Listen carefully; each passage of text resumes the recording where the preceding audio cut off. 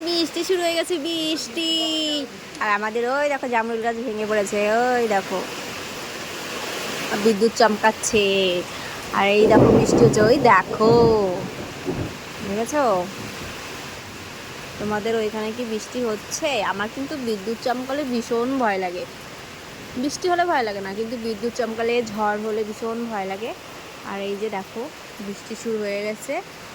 আর এই দেখো আমার ছেলের ভুট্টা গাছে ভুট্টা হয়েছে, এই দেখো এই গাছ দুটো আমার ছেলে লাগিয়েছে।